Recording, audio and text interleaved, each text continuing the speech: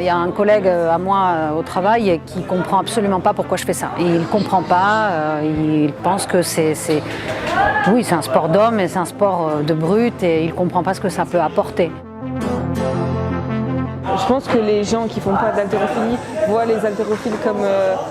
ils pensent qu'on est tous gros, qu'on est tous difformes, qu'on est tous dopés, tout ça.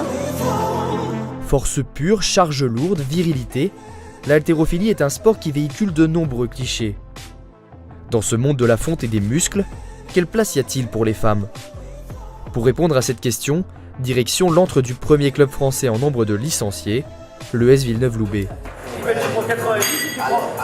À l'ESVL, ce sont les femmes qui rapportent le plus de trophées. Et contrairement aux préjugés liés à la discipline, difficile de trouver parmi elles une silhouette gargantuesque. Dans tous les clubs d'haltérophilie, il y a plein de filles qui sont hyper féminines et c'est pas parce qu'on en voit 3 passer à la télé qui sont grosses que ça veut dire que toutes les haltérophiles féminines sont grosses. Elisabeth Boras-Villano a 48 ans.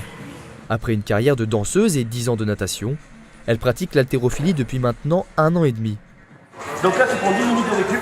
On passe à l'exercice suivant et l'exercice suivant, c'est être capable de remédier à ça. Allez. Pour Elisabeth, les séances sont quasi quotidiennes. Pour autant, elle estime n'avoir rien perdu de sa féminité.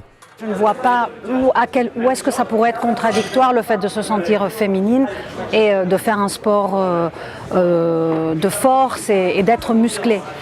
Pour moi, c'est tout à fait compatible. Au contraire, je trouve que pour moi, ça exacerbe la féminité. Force et puissance font partie des bases de l'haltérophilie. Mais pour parvenir à soulever la barre au-dessus de sa tête, l'exécution du mouvement n'est pas à négliger.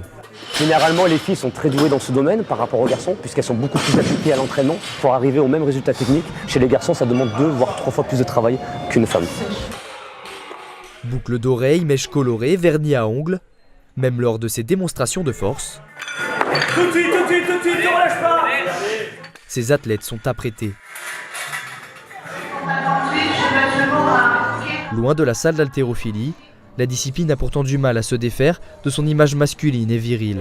Comme tu es petite, tu es mince, et je pensais que c'était quelque chose où il fallait vraiment être hyper développé. C'est ça. Elisabeth Boras-Villano enseigne l'espagnol au collège de Leganode à Biot. Elle a choisi l'option de la pédagogie pour éradiquer les clichés sur son sport auprès de ses élèves. Le premier pas, c'est justement d'en discuter en ayant un exemple en face d'eux. En discuter et leur expliquer et déconstruire les clichés déjà par la parole avec eux, c'est le plus important pour les inciter à la pratique de n'importe quel sport, autant les filles que les garçons. Aujourd'hui, c'est jour de compétition pour Elisabeth et ses coéquipières du club de Villeneuve-Loubet. Nous sommes au gymnase des Rosières à Marseille et comme vous pouvez peut-être l'apercevoir derrière moi, les athlètes féminines s'apprêtent à entrer en lice. Elles vont participer au championnat de la Ligue Sud afin de tenter de se qualifier pour les championnats de France d'haltérophilie. Alors oui, la pression est de mise, mais les stéréotypes, eux, ont été laissés au vestiaire.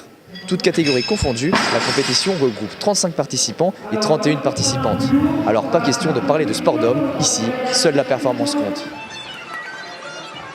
Le fait d'y arriver, de le faire et d'être confronté à la même chose que les hommes, en tant que femme, c'est vrai que ça nous permet de nous dire qu'on peut faire exactement les mêmes choses que les hommes et qu'il n'y a pas des sports d'hommes, des sports de femmes.